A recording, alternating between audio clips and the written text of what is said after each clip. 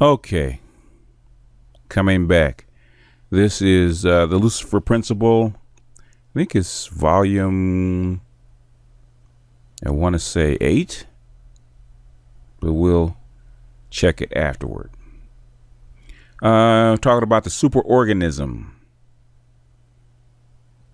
Over 100 years ago, Matthias Schleiden, the German botanist, was pondering the recently discovered fact that beings as simple as water fleas and as complex as human beings are made up of individual cells. Each of these cells has the apparatus necessary to live a life of its own.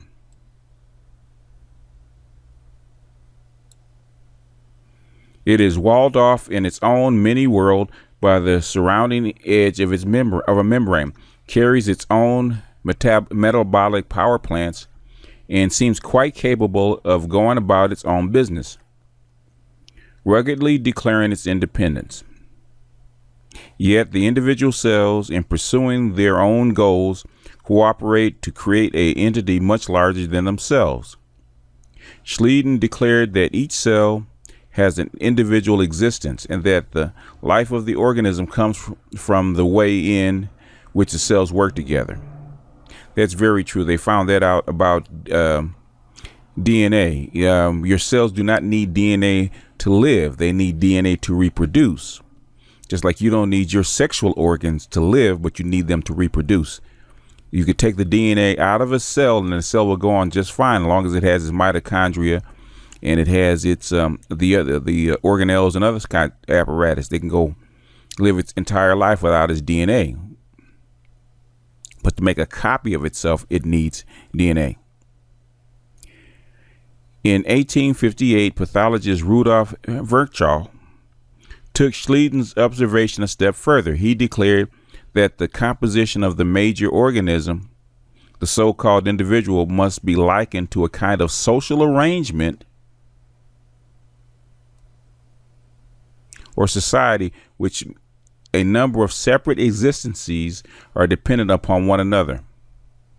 That way, each element possesses its own peculiar activity, carries out its own task by its own powers. A creature like you and me, says Virchow, is virtually a society of separate cells.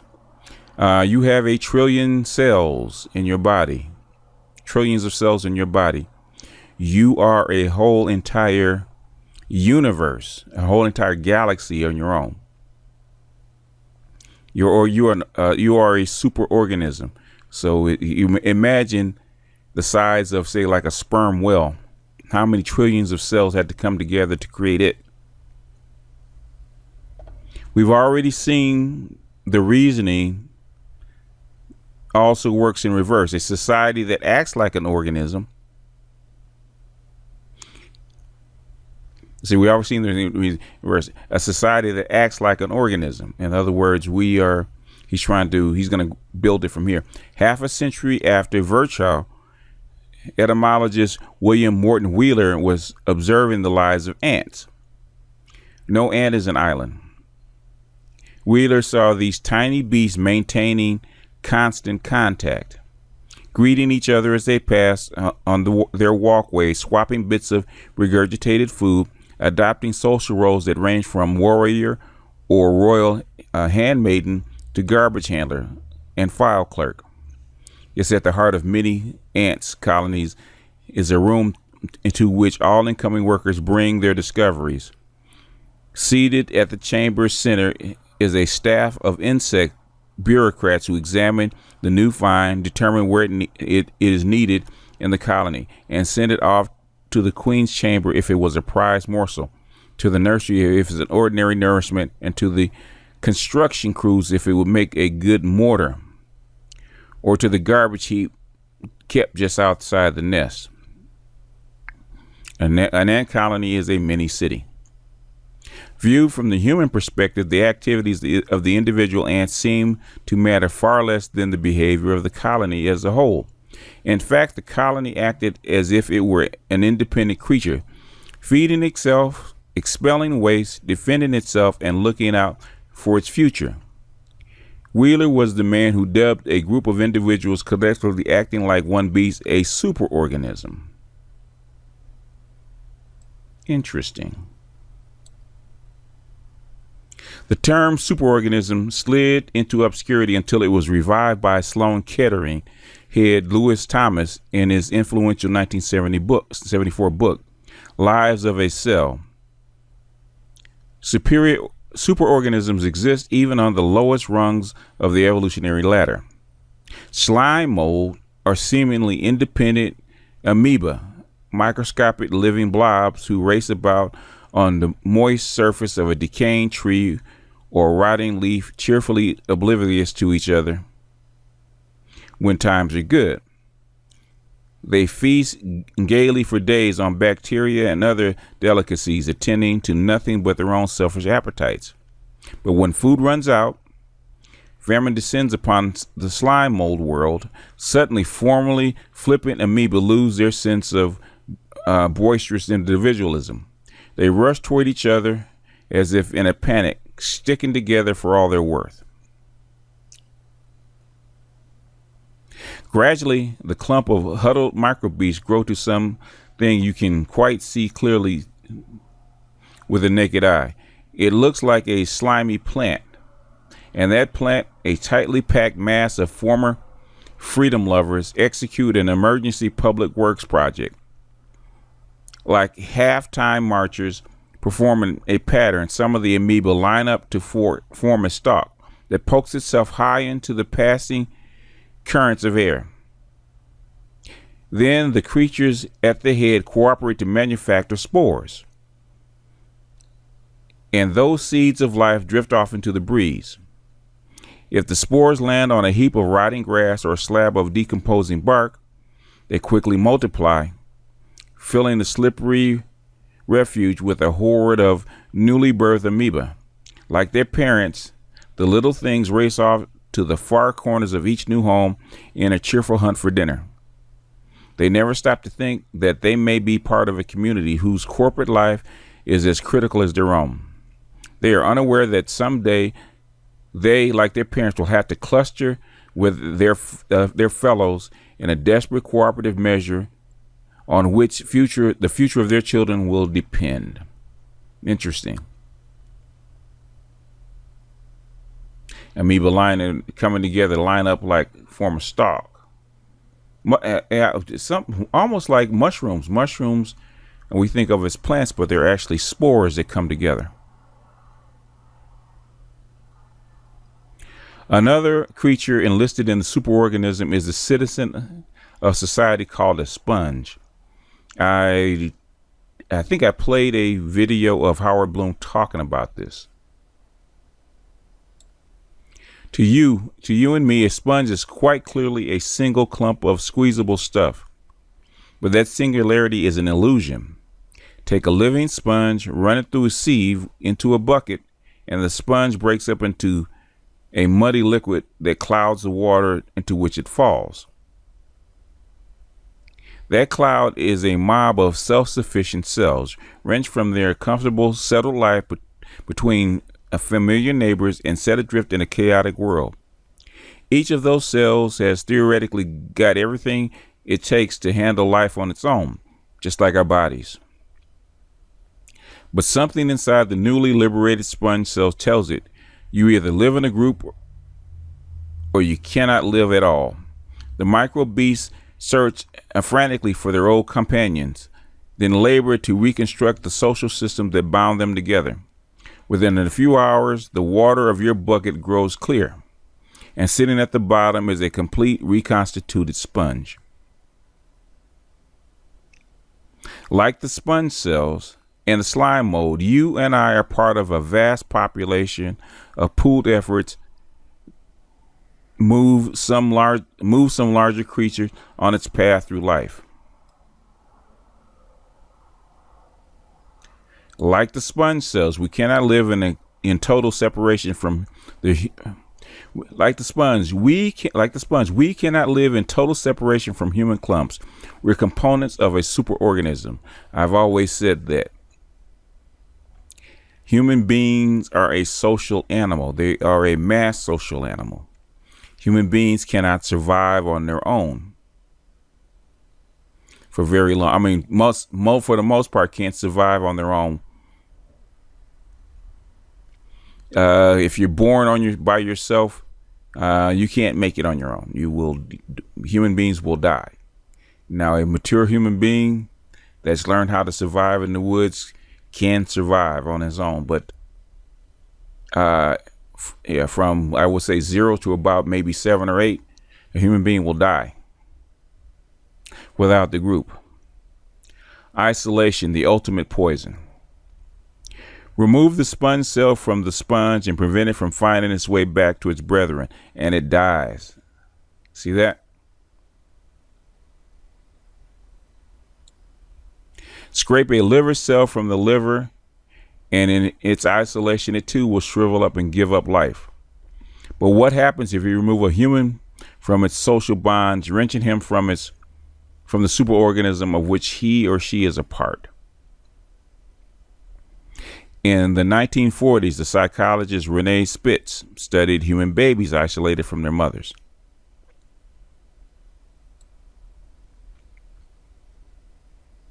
These infants were the infants of mothers. These infants were of women too poor to care for their children, infants who had been placed permanently in a foundling home. There, the children were kept in what Spitz called a solitary confinement, placed in cribs with sheets hung from the sides so that the only thing the babies could see was the ceiling. Nurses seldom looked onto them more than just a few times a day. Even when feeding time came, the babies were left alone, just with the companionship of a bottle. Hygiene in the homes was impeccable, but without being held, loved, and woven into the fabric of a social web, the resistance of these babies was lowered. 34 out of 91 died. In other foundling homes, the death rate was even higher. In some, it climbed to a devastating 90%. A host of other studies have shown the same thing. Babies can be given food, shelter, warmth, and hygiene, but if they are not held and stroked, they have an abnormal tendency to die.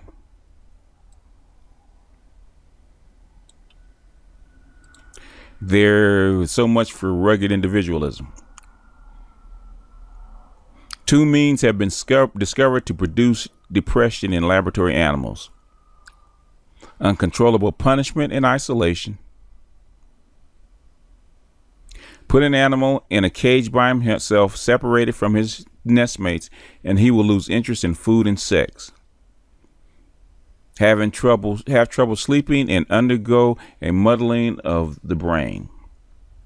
Tampering with the bonds to the larger social organism can have powerful consequences. In humans, feeling you're unwanted can stunt your growth. That is called depression. A lot of black women suffer from that. The flow of growth hormones, according to recent research, is affected strongly by psychosocial factors. Monkeys taken away from their families and friends experienced blockage of the arteries and heart disease. On the other hand, rabbits who are petted and hugged live 60% longer.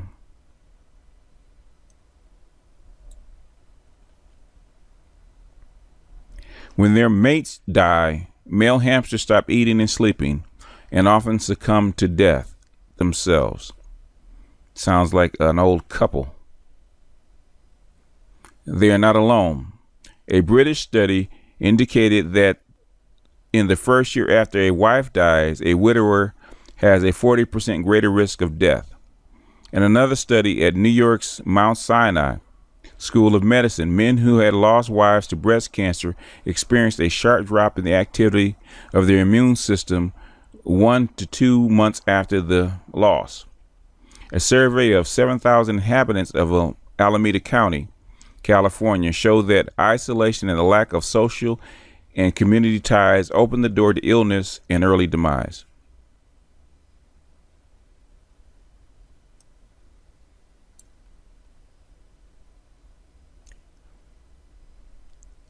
An even broader investigation by James J. Lynch of actuarial and statistical data on victims of cardiovascular disease indicated that an astonishing percentage of the million or so Americans killed by heart problems each year have an underlying difficulty that seems to trigger their sickness: lack of warmth and meaningful relationships with others.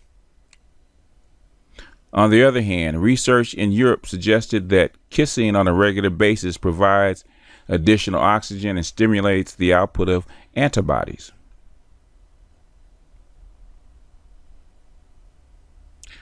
Closeness to others can heal, separation can kill. The cutting of ties that bind can be fatal even in the wild. James Goodall, the researcher, has studied chimpanzees in the Gombe Game Preserve of Africa since 1960, saw the principle at work in a young animal named Flint. When Flint was born, his mother adored him, and he in turn doted on her. She hugged him, played with him, tickled him until his tiny wrinkled face broke out in the equivalent of a chimpanzee smile. The two were inseparable. When Flint reached the age of 3, however, the time came for his mother to wean him. But Flo, the mother, was old and weak, and Flint, the chimpanzee child, was young and strong. Flo turned her back and tried to keep her son away from the nipple, but Flint flew into wild tantrums, lashed about violently on the ground, and ran off screaming. Finally, a worried Flo forced to calm her son by offering him her breast. Later, Flint developed an even more aggressive techniques for ensuring his supply of mother's milk. If Flo tried to shrug him off, Flint struck her with his fist and punctuated the pummeling with sharp bites. At an age when other chimps have freed themselves from the parental apron strings, Flint was still acting like a baby. Sounds like millennials.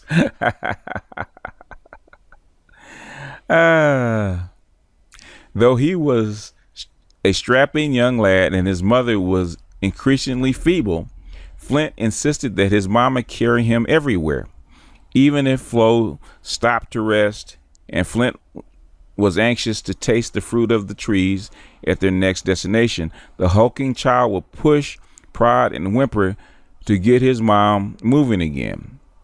Then he'd climb on her back and enjoy the ride. When shoves and whines didn't motivate his mother to pick him up and cart him where he wanted to go, Flint would occasionally give the exhausted lady a strong kick. At night, Flint was old enough to build a sleeping nest of his own. Instead, he insisted on climbing into the bed with his mommy. Flint should have turned his attention from Flo to other chimps his age, foregoing ties to the superorganism, the chimpanzee tribe, of which he was a part, but he did not. The consequence would be devastating. Flint's mother died. Theoretically, Flint's instincts should have urged him to survive, but 3 weeks later, he went back to the spot where his mother had breathed her last breath and curled up in a fetal ball. Within a few days, he too was dead. The autopsy revealed that there was nothing physically wrong with Flint. No infection, no disease, no handicap. In all probability, the youngster's death had been caused by the simian equivalent of the voice which tells humans going through a similar loss that there's nothing left to live for. Flint had been cut loose from his single bond to the superorganism. That separation killed him. Social attachment is just as vital to human beings. Research psychiatrist George Engel collected 275 newspaper accounts of sudden death. When he discovered that 156 had been caused by severe damage to social ties, 135 deaths had been triggered by a traumatic event in a close human relationship. Another 21 had been brought on by loss of status, humiliation, failure, or defeat. In one instance, the president of a college had been forced to retire by the board of trustees at the age of 59. He delivered his final speech. He collapsed with a heart attack. One of his closest friends, a doctor, rushed to the stage to save him, but the strain of losing his companion was too much for the physician. He too fell to the floor of the platform and died of heart failure. Our need for each other is not only built into the foundation of our biological structure, it is the cornerstone of our psyche. Humans are so uncontrollably social that when we're wandering around at home where no one can see us, we talk to ourselves. Ain't that the truth? When we smash our thumb with a hammer, we curse to no one in particular. In a universe whose heavens seem devoid of living matter, we address ourselves skyward to the gods, angels, and the occasional extraterrestrial. Our need for other people shapes even the mirror details of our lives. Our need for other people shapes even the minor details of our lives. In the early 1980s, a group of architects decided to study the use of public spaces outside modern office buildings. For over 20 years, architects had assumed that people longed for the moment of quiet, contemplation, walled off from the bustle of the world. As a consequence, they had planned their buildings with solitary courtyards separated from the street.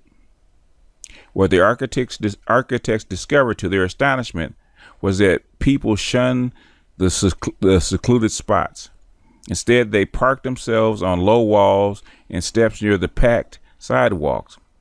Humans, it seemed, had an inordinate desire to gawk at others of their kind.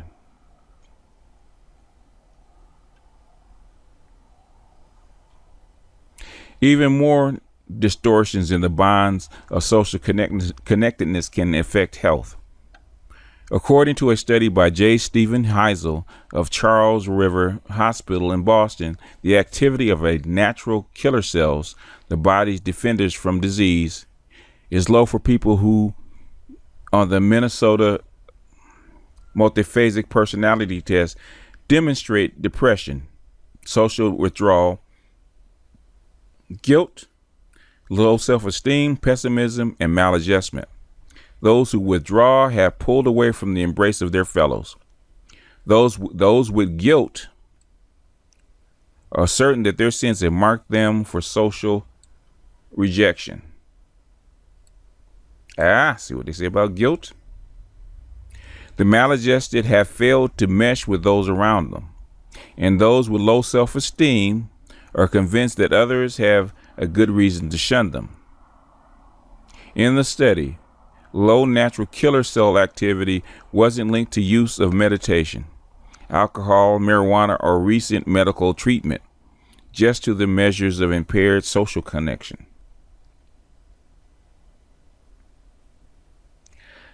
Meyer Friedman, the doctor who delineated the type A and type B personality and its relationship to heart disease, says, if you don't think what you do is important, and if you feel that if you die, nobody's going to mourn you, you're asking for illness. Even the well-being of the men we would imagine to be the most invulnerable to social forces depends on the sense that the superorganism needs them. When President Dwight Eisenhower had his heart attack on September 24th, 1955, mail came in by the sackful from all over the world. Ike said, "It really does something for you to know that people all over the world are praying for you." Eisenhower's doctors sensed that the president's position in the social network could heal him.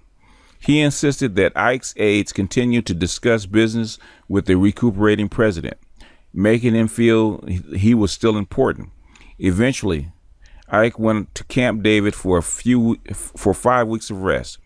It was the worst thing he could have done. Stripped of his sense of social purpose, he went into severe depression. It was the first setback that Eisenhower had ever experienced since his heart attack. The ailing chief executive eventually recovered when he was allowed to go back to work. You hear of people all the time that die right after they retire. In fact, there was a Japanese doctor that says you should work as long as you can for that very reason. Finding himself necessary to the social organism had a similar impact on another warrior, Colonel T. Lawrence of Arabia. In the Middle East, Lawrence had been a dashing, energetic figure. He had dressed as an Arab and had worked hard to win the respect of tribal leaders. He had taught himself to jump 9 feet onto the back of a camel, something few Arabs could accomplish. He had steeled himself to ride across the desert for days without food. He had stretched his limits until he gained an endurance far beyond that of the average desert dweller. He was admired greatly for it. At the same time, Lawrence convinced the British that he could successfully mobilize the Arab nomads into a unified fighting force. With that force, Lawrence argued he could help defeat the Germans and Turks in the First World War. The success of his argument boosted his power.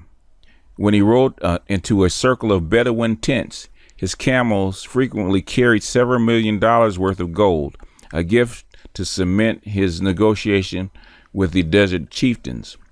Using bribery and the force of his personal reputation, Lawrence drew together the widely scattered Arab tribes to storm Aqaba. His force took the city despite seemingly impossible odds, defeating a small Turkish army in the process. After riding the desert for days and leading the charge in 2 successful battles, Lawrence was totally exhausted. Yet when he realized his troops in Aqaba were starving, he mounted the camel and rode 3 days and 3 nights, covering 250 miles, eating and drinking on his camel's back to reach the Gulf of Suez and summon help from a British ship. The sense that he was critical to the success of the organism had given the young British officer an almost unbelievable physical endurance. When at last the war was over, Lawrence rode into the city of Damascus in a Rolls Royce as one of the conquerors of the massive Turkish Empire. But once the fighting ended and Lawrence was forced to pack his Arab robes away and return to England, he felt totally out of place. True, he had friends in high places, Winston Churchill and George Bernard Shaw amongst others, but he felt wrenched from the social body into which he had wielded himself. He was bereft of purpose, unneeded by the larger social beast. Lawrence went back to live in his parents' home. His mother said that the former war hero would come down to breakfast in the morning and would still remain sitting at the table by lunchtime, staring vacantly at the same object that had occupied his gaze hours earlier, unmoving and unmotivated. Eventually, at the age of 47, Lawrence died on a lonely country road, victim of a motorcycle accident. Or was he really the victim of something more subtle?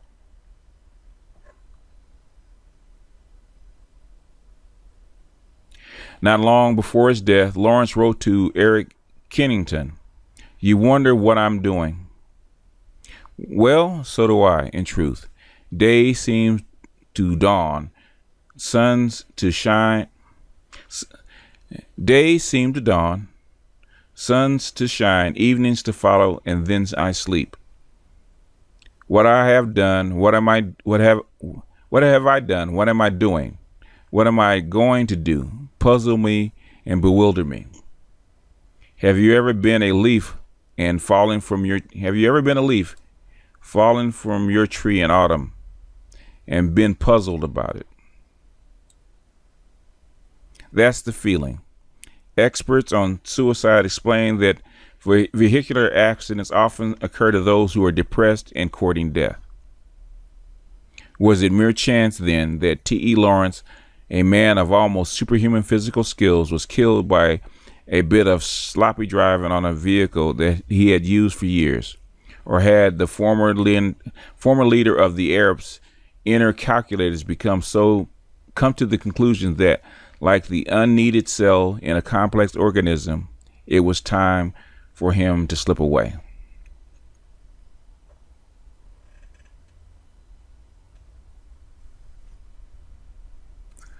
Okay. This is basically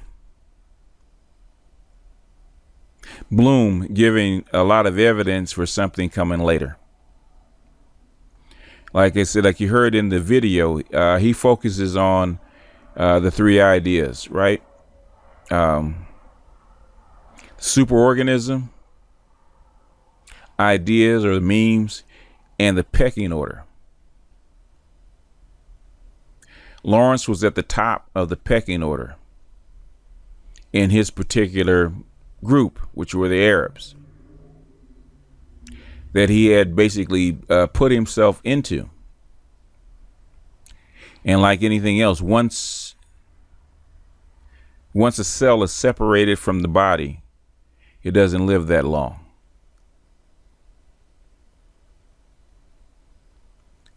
Like Bloom says, separation kills. You see it with partners of husband and wife, people that have been married for 40, 50 years. When one goes, the other one goes. Because you have energetically bonded yourself to that person. You have become one person. I can see it with my grandson and my mother. You know, she's almost 80 years old and she insists on babysitting him. Because for her, when it's a child and he attracts the mothering instinct and out of her, but also that he gives her a purpose. He's young enough as a child to make sure she's connected to the human society. And when it's funny because you'll walk in on her and she'll be sitting looking out of the window if he's not there. And you can tell when he's coming by because she'll sit at the window waiting on him, almost like a little girl waiting for her daddy.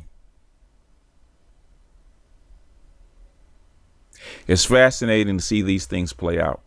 You know, the maternal instinct and the need for validation and the need for connectedness, because his energy and his youthfulness and his attention that he gives her, because he's so bonded to her.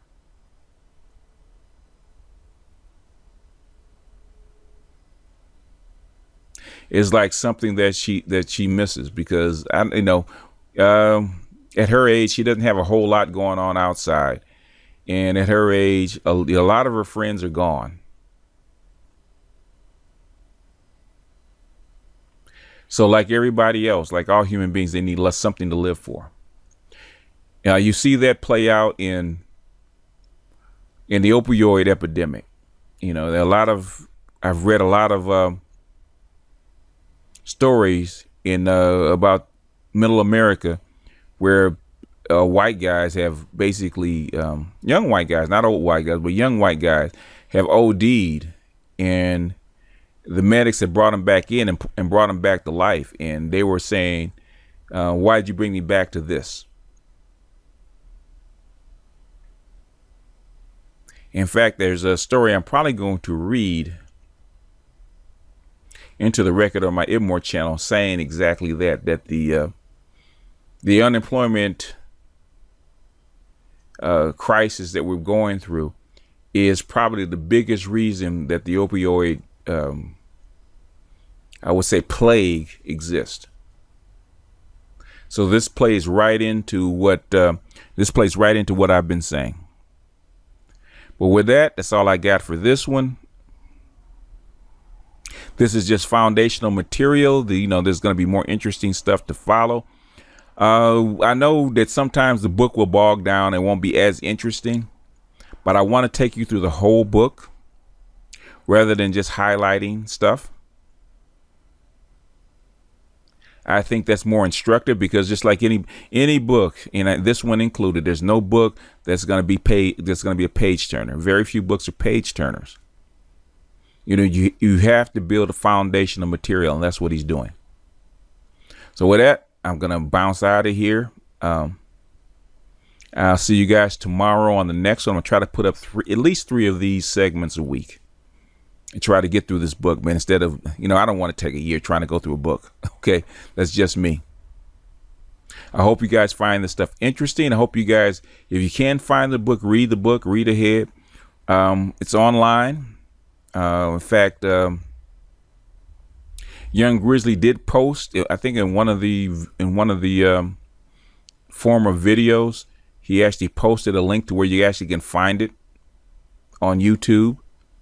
You can listen through it. So if you do that, then I don't have to, all I'm doing is basically reading them back over and giving you my thoughts as I go along. Basically, you are looking over my shoulder as I do it. So with that, I'm going to bounce out. This is BGS out.